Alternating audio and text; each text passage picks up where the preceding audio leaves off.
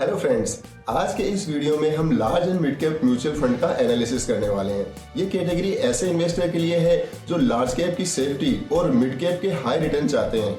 ये एक interesting category है क्योंकि एक ही म्यूचुअल फंड से आपको both large cap and mid cap दोनों ही कैटेगरी का एलोकेशन मिल जाता है, यानी कि एक ही म्यूचुअल फंड से एक अच्छा डाइवर्सिफिकेशन हो जाता है। लार्ज कैप की सेफ्टी के साथ अगर कोई इन्वेस्टर थोड़ा रिस्क लेकर हाई रिटर्न बनाना चाहता है, उनके लिए कैटेगरी बहुत ही अच्छी है। Large and mid cap funds में top 100 large cap stocks and 150 next mid cap stocks भी इंक्लूड हो जाते हैं, यानी कि फंड मैनेजर को 250 स्टॉक्स का ठीक ठाक बास्केट मिल जाता है जिसमें वो अपने स्टॉक्स पिक कर सके। तो आज की इस वीडियो में हम स्टेप बाय स्टेप जानेंगे कि large and mid cap fund क्या होते हैं, इनमें किन इन्वेस्टर को इन्वेस्ट करना चाहिए, एडवांटेज एंड डिसएडवांटेज, और कैसे हम best large and mid cap fund को सेलेक्ट कर सकते हैं। नमस्कार दोस्तों, मैं हूं अश्वनी और आप देख रहे हैं हमारा चैनल ABN के फाइनेंस। इस चैनल पे हम इन्वेस्टमेंट और फाइनेंस को सिंपल, प्रैक्टिकल और होनेस्ट तरीके से समझते हैं। सो प्लीज इस चैनल को सब्सक्राइब करें और साथ ही वीडियो को लास्ट तक जरूर देखें, क्योंकि लास्ट में मैं आपको बताऊंगा कि रिस्क और रिटर्न के अकॉर्डिंग ऐसा large and mid cap fund जिसमें आप इन्वेस्ट कर लॉन्ग टर्म में वेल्थ क्रिएट कर सकते हैं। तो आइए वीडियो स्टार्ट करते हैं।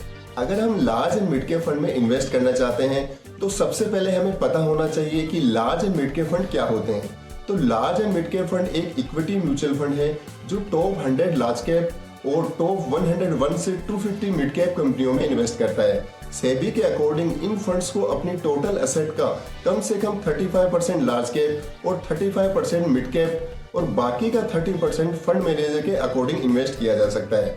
ब्लू चिप कंपनियों की स्टेबिलिटी और मिड कैप कंपनियों की ग्रोथ पोटेंशियल दोनों एक ही फंड में मिल जाती है। इस फंड में इन्वेस्ट करने से पहले हमें किन बातों का ध्यान रखना चाहिए? तो first is long term investment. In fund में लॉन्ग टर्म के लिए इन्वेस्ट करना चाहिए क्योंकि इन फंड में 35 से 50% तक मिड कैप स्टॉक्स में इन्वेस्ट होता है जो कि हाई वोलेटाइल होते हैं। लॉन्ग टर्म में इन्वेस्ट करने से वोलेटिलिटी का रिस्क कम हो जाता है, शॉर्ट टर्म में इन फंड में लॉस हो सकता है। Second is low expense ratio. अगर हम लॉन्ग टर्म के लिए इस फंड में इन्वेस्ट करते हैं तो ज्यादा एक्सपेंस रेशियो की वजह से रिटर्न कम हो सकते हैं, इसलिए हमें हमेशा लो एक्सपेंस रेशियो वाले मोस्टली डायरेक्ट प्लान में ही इन्वेस्ट करना चाहिए। इससे लॉन्ग टर्म में रिटर्न काफी बढ़ सकते हैं। Third is SIP।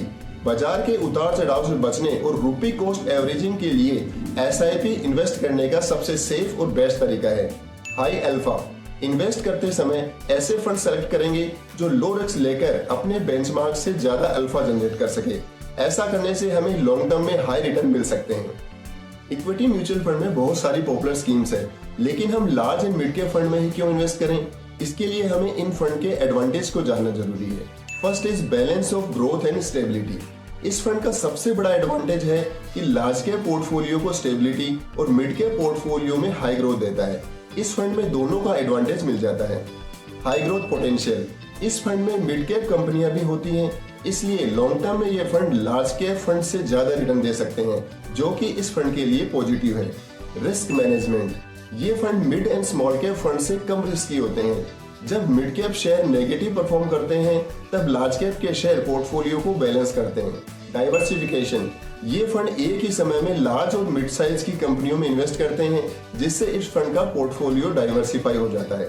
In fund में कई कमियां भी होती हैं जिनको जानना भी जरूरी है। First is market volatility. Mid cap stocks high volatile होते हैं। अगर मार्केट गिरता है तो इन फंड में लार्ज कैप से ज्यादा गिरावट हो सकती है। Second is only long term. Large and mid cap fund short term के लिए सही नहीं है। अगर आप 1 से 2 साल के लिए ही इन्वेस्ट कर रहे हैं तो ये फंड सही ऑप्शन नहीं होगा। इनके लिए कम से कम 5 to 10 ईयर का समय चाहिए। फंड की पास्ट परफॉर्मेंस फ्यूचर की गारंटी नहीं है, लेकिन पास्ट परफॉर्मेंस हमें आइडिया देता है कि फंड मैनेजर कैसा डिसीजन ले रहा है। इस फंड के पास्ट परफॉर्मेंस के लिए टिकर टैप साइट पर म्यूचुअल फंड स्कैनर के इक्विटी ऑप्शन में large and mid cap fund को सेलेक्ट करेंगे। अब इन फंड को 10 ईयर मैक्सिमम रिटर्न के अकॉर्डिंग शॉर्ट करेंगे। Large and mid cap fund में Mirae asset large and mid cap top performer रहा है, जिसने 20% हाईएस्ट रिटर्न दिया है। अगर हमने इस कैटेगरी के सबसे worst fund Franklin India large and mid cap fund में भी इन्वेस्ट कर दिया होता तो भी हमें 14% रिटर्न मिलता। इस पास्ट रिटर्न से प्रूफ होता है कि अगर लार्ज एंड मिड कैप में इन्वेस्ट करते हैं तो 14 से 20% CAGR रिटर्न मिल सकता है, जो कि किसी फिक्स इनकम रिटर्न जैसे कि FD या बॉन्ड से ज्यादा ही है। हर इन्वेस्टर का इन्वेस्टिंग गोल्स अलग अलग होता है, इसलिए इन्वेस्ट करने से पहले हमें ये जानना जरूरी है कि large and mid cap fund में किन इन्वेस्टर को इन्वेस्ट करना चाहिए। First is long term investor, ऐसे इन्वेस्टर जो लॉन्ग टर्म यानी कि 5 से 10 साल के लिए इन्वेस्ट कर सके। Second is low risk with high return, ऐसे इन्वेस्टर जो लार्ज कैप से ज्यादा रिटर्न चाहते हैं लेकिन मिड कैप फंड का हाई रिस्क नहीं लेना चाहते। उन इन्वेस्टर के लिए लार्ज एंड मिड कैप का बैलेंस एक सही ऑप्शन है। थर्ड इज पोर्टफोलियो डाइवर्सिफिकेशन, इस एक ही फंड में इन्वेस्ट करने से large and mid cap stocks में इन्वेस्ट हो जाता है, जिससे कि पोर्टफोलियो डाइवर्सिफाई हो जाता है। किसी भी म्यूचुअल फंड में इन्वेस्ट करने का हमारा primary object highest return generate करना है, इसलिए हमने टिकरएप साइट से 5 साल में हाईएस्ट रिटर्न देने वाले top 5 large and mid cap fund को सिलेक्ट किया है। इन फंड के फंडामेंटल में रिस्क, रिटर्न और वैल्यूएशन को एनालाइज कर इनमें से best large and mid cap fund को सेलेक्ट करेंगे। रिस्क रेशियो में स्टैंडर्ड डेविएशन हमें ये बताता है कि फंड अपने एवरेज रिटर्न से कितना अप एंड डाउन साइड होता है। स्टैंडर्ड डेविएशन जितना कम होगा वो फंड उतना ही अच्छा होगा। यहाँ आईसीआईसीआई प्रू का स्टैंडर्ड डेविएशन सबसे कम है। शार्प रेशियो ये बताता है कि फंड ने 1% रिस्क लेकर 1% से कितना एक्स्ट्रा रिटर्न दिया है। किसी भी फंड का शार्प रेशियो 1% से जितना ज्यादा होगा वो फंड उतना ही अच्छा होगा। यहाँ Bandhan and ICICI Pru top 2 performer है। बीटा रेशियो ये बताता है कि कोई फंड अपने बेंचमार्क इंडेक्स के अगेंस्ट कितना वोलेटाइल है। ये 1 से जितना कम होगा वो फंड उतना ही बढ़िया होगा। यहाँ आईसीआईसीआई प्रू एंड बंधन टॉप 2 परफॉर्मर है।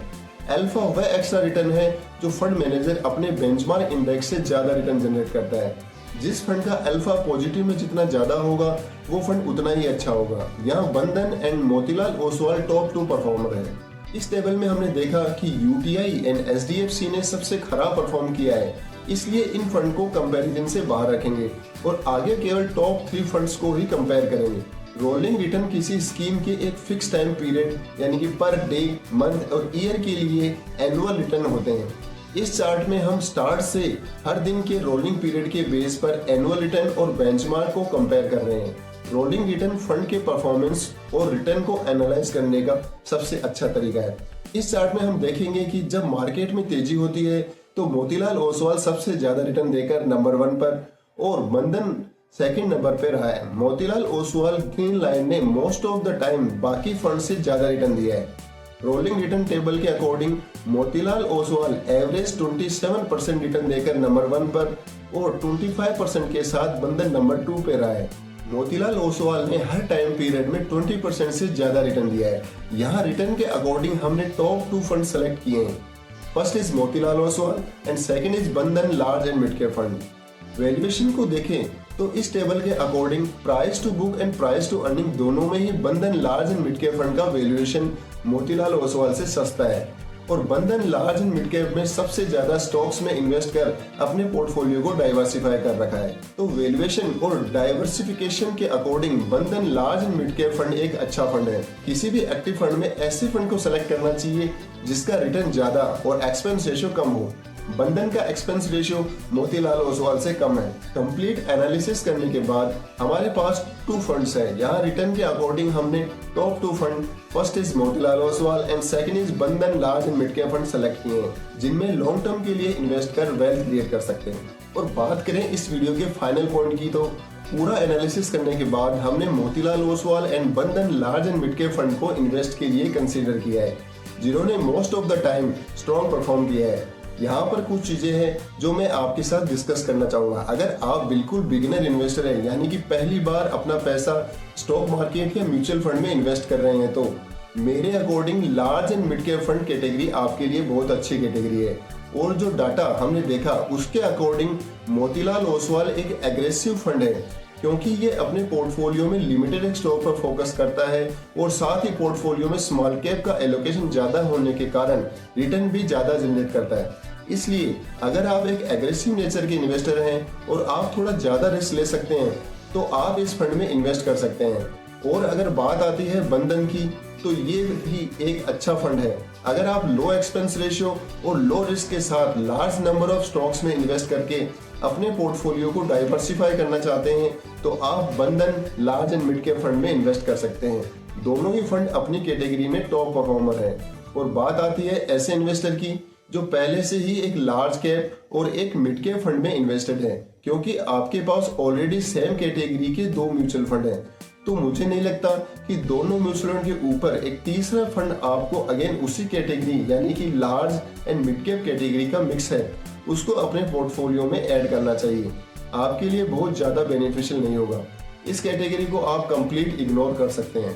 अगेन इस वीडियो में बताए गए फंड कोई इन्वेस्टमेंट एडवाइस नहीं है, ये केवल एजुकेशन पर्पज के लिए है। इन्वेस्ट करने से पहले अपनी रिसर्च करें।